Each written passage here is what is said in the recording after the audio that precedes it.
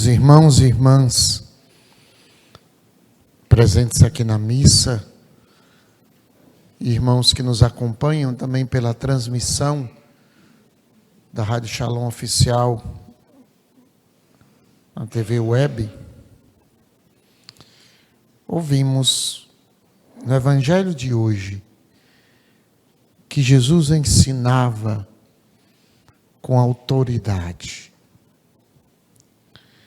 Quando nós queremos, nós padres, por exemplo, ou um professor, ou alguém que está dando uma palestra, quer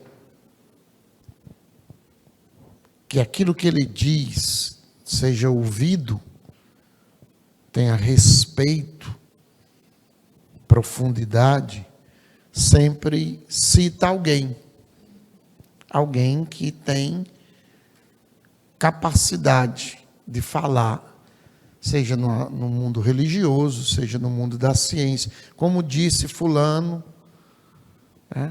nós padres usamos muito, como diz Raniero Catalamessa, como diz Santa Teresinha, como diz São Padre Pio. Eu gosto muito de citar os santos, porque eles têm autoridade para falar. E o que eles falam está em pleno acordo com a doutrina da igreja e com as Sagradas Escrituras. Então, na época de Jesus, os mestres da lei, quando falavam, eles citavam outros mestres. E logo o povo percebeu a diferença entre os mestres da lei e o mestre Jesus. Eles perceberam, como nós percebemos quando uma pregação é ungida, né? A gente diz, que pregação ungida, aquilo toca a gente, aquilo fala o coração, aquilo mexe com a gente, né? Então o povo logo percebeu que ele fala com autoridade e não como os mestres da lei. Ou seja, Jesus não precisava citar ninguém. Ele dizia e pronto.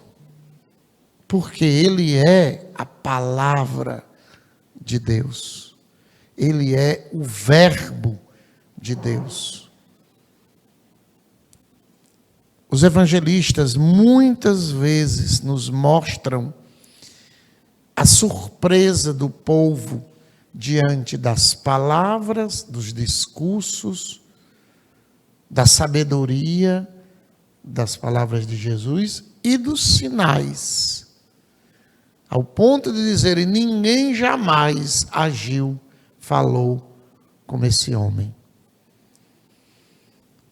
A pregação de Jesus causava nas pessoas e nos discípulos algo que os levava a ter uma reverência e um certo temor. O Evangelho às vezes diz, eles tinham medo de perguntar, devido à reverência à palavra de Jesus. Esse era um temor reverencial, suscitado pela majestade de Jesus. A gente sabe que quando uma pessoa está mentindo, se fizer um teste, o teste mostra que ela está mentindo. O teste da verdade, né?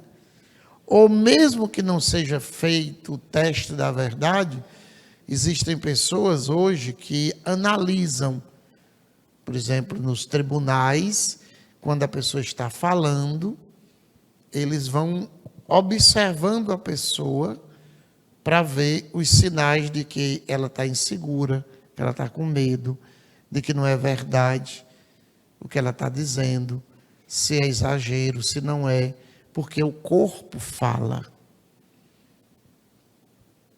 Os gestos da pessoa mostram que ela está mentindo.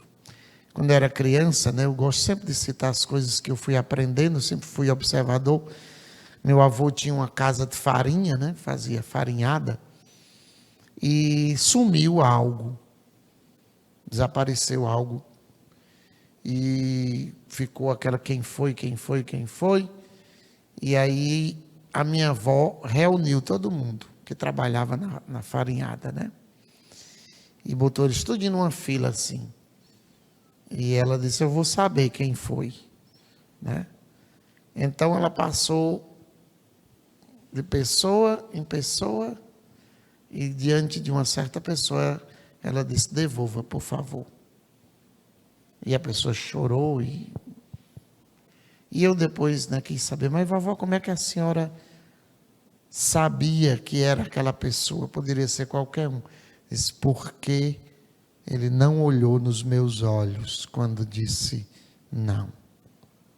Quer dizer, enquanto os outros, com muita liberdade, podia olhar nos olhos dela e dizer, não fui eu, aquele na hora. E toda mãe sabe quando o filho está mentindo, né? Então imaginemos a forma como Jesus prega. Ele prega com autoridade, com majestade, com poder. Não há como resistir, a não ser que a pessoa não queira mesmo. Judas, por exemplo, não quis. Passou 3 anos ouvindo a verdade. 3 anos Jesus tentando salvá-lo, mas ele não quis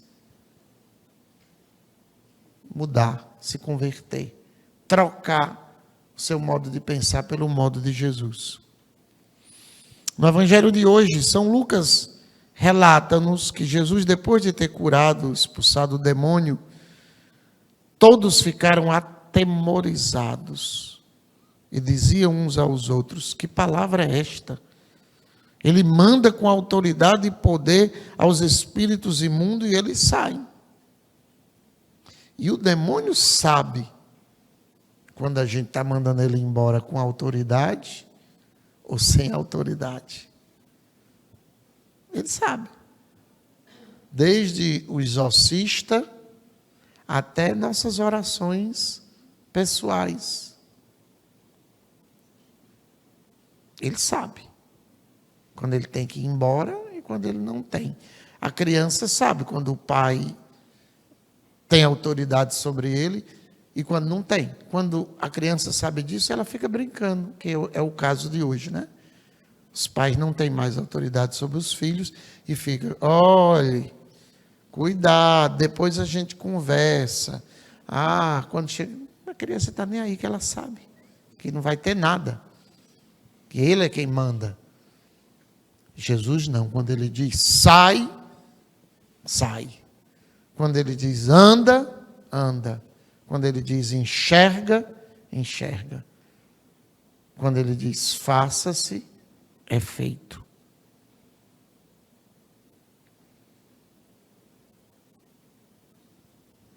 Através da humanidade de Cristo, é na realidade a segunda pessoa da Santíssima Trindade quem fala, o Filho.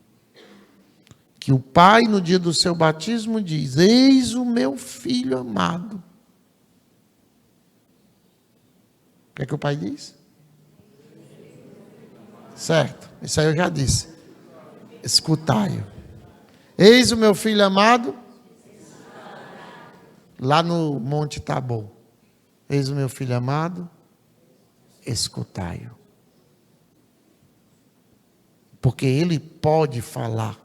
Ele não é mais um profeta, ele é o profeta. Ele não é mais uma palavra, é a palavra. Tem gente que às vezes quer fazer bonita e diz assim, palavras do Senhor. Já ouviram? Aqui no final, palavras do Senhor. Não é palavras do Senhor, é palavra. Palavra da salvação, não é palavras da salvação. É no singular mesmo, porque ele é a palavra. Quem é esse que até o mar, os ventos e a tempestade obedecem? Quem é este que abençoa e o pão se multiplica, o peixe se multiplica? Quem é este? É a palavra de Deus. Nós estamos no mês de setembro, que é o mês de quê? Mês da Bíblia, mês da palavra. São Jerônimo, que foi quem traduziu a Bíblia dos originais hebraico e grego, dizia: desconhecer a palavra é desconhecer o próprio Cristo. Não conhecer, não me relacionar com a palavra como algo vivo. A leitura que é proclamada aqui nessa noite foi algo vivo. Não é uma história contada de um fato que aconteceu no passado e se perdeu no passado. Não. A palavra se atualiza hoje. O que é que essa palavra de autoridade vai fazer em mim hoje? Pega o evangelho. O que é que vocês lembram aí do evangelho de hoje? Vamos falando.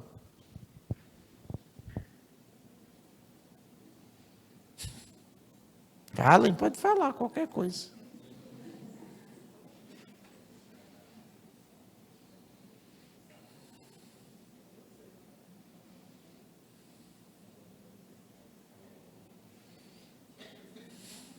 Jesus desceu a Cafarnaum.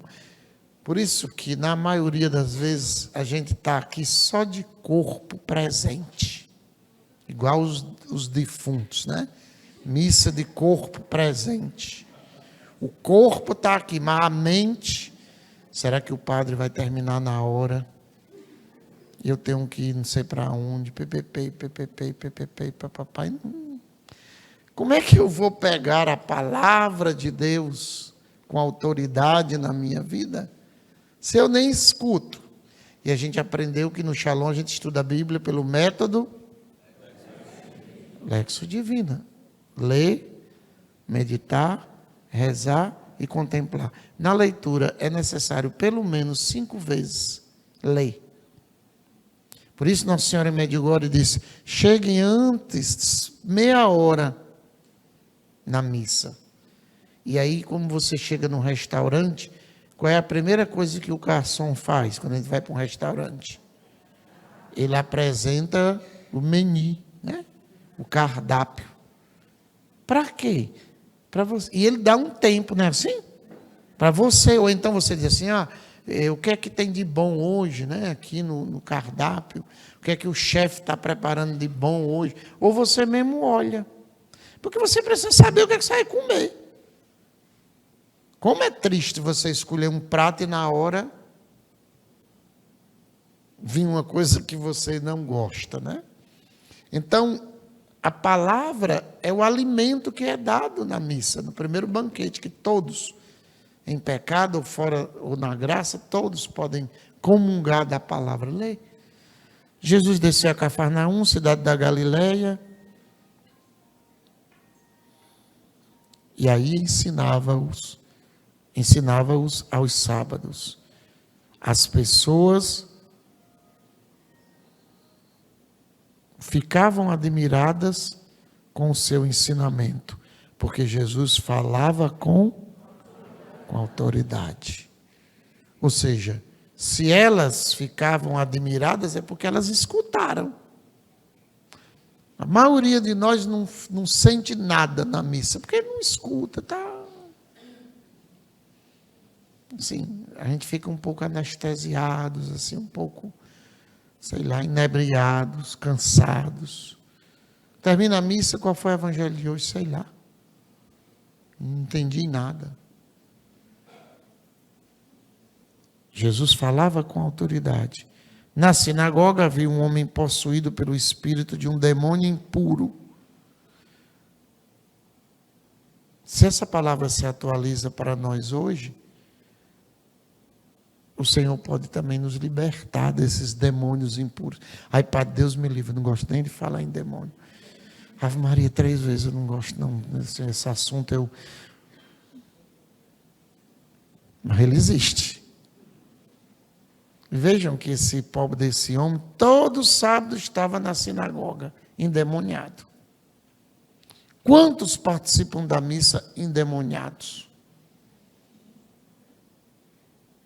Endemoniados.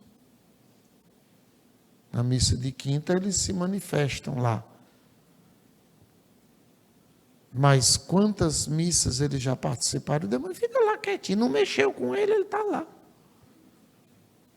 Deixa, está quietinho lá, no cantinho dele, fazendo a obra dele. Pode ir à missa? Pode. Ele só se incomoda quando ele entra num ambiente que ele vê que aquilo vai colocá-lo em perigo. Ele pode perder aquela alma. Santa Teresa d'Ávila diz, quando o demônio percebe que uma pessoa começou a rezar, o inferno inteiro se junta para tirá-lo da oração. O inferno inteiro se junta para tirá-lo da oração. Porque ele sabe que se a pessoa começar a rezar, ele vai embora. Havia na sinagoga um homem possuído pelo demônio, impuro, que gritou, que queres de nós, Jesus Nazareno? Vieste para nos destruir? Eu sei quem tu és o Santo de Deus. Jesus o ameaçou e disse, cala-te e sai dele. O demônio lançou o homem no chão, saiu dele e não lhes fez mal algum. O espanto se apoderou de todos e eles comentavam, que palavra é essa? Que manda nos espíritos impuros com autoridade e poder. E eles saem. Então aproveitemos mais a palavra de Deus. Rezemos mais com a palavra. Hoje, infelizmente, Bíblia ninguém vê mais. Acabou-se. No começo do Shalom era impossível você vir para o Shalom sem a Bíblia na mão. Impossível. Todo mundo com a Bíblia na mão.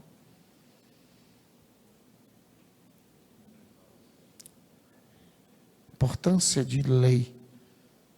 E de usufruir daquilo que ela anuncia. Senhor, ordena que esses espíritos impuros, que esses espíritos malignos que me tentam, que essas coisas ruins saiam da minha vida, Jesus. Saiamos libertos nessa noite, daqui da capela. Libertos de nós mesmos, libertos da impureza, libertos da enfermidade, libertos de qualquer coisa que nos oprima. Ele está aqui do mesmo jeito, sim ou não? Sim ou não? Sim. Ele está aqui. Então, se ele está aqui, se por acaso o maligno também tiver, vai ter que sair. Né? Ou então ele fica quietinho lá no canto. Né? Quando é que eu deixo o demônio quietinho? Quando eu não mudo de vida. Né? Deixa aqui no canto. Pronto. O Shalom vivia cheio de ratos. Quem lembra?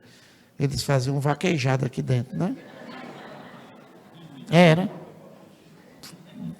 Foi feito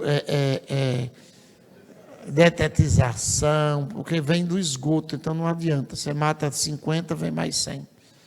Basta botar uma gata, a Nina, né?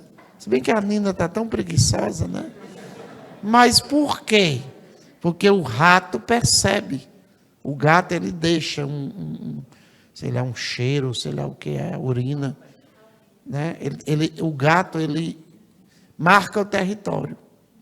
Nunca mais a gente viu como era antes os ratos andando aqui para cima e para baixo.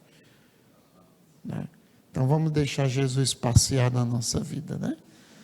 Marcar território na nossa mente, marcar território no nosso coração. Não é que eu estou comparando ele a um gato, não, né? Mas ele é o leão de Judá, né? A raiz de Davi. E ele quer marcar terreno em nós. Marque, Senhor, a minha afetividade. Marque, Senhor, a minha memória. Marque, Senhor, a minha vontade. Marque, Senhor, minha inteligência. Marque, Senhor, minha sexualidade. Marque, Senhor, meu modo de pensar. Louvado seja nosso Senhor Jesus Cristo. Para sempre seja louvado.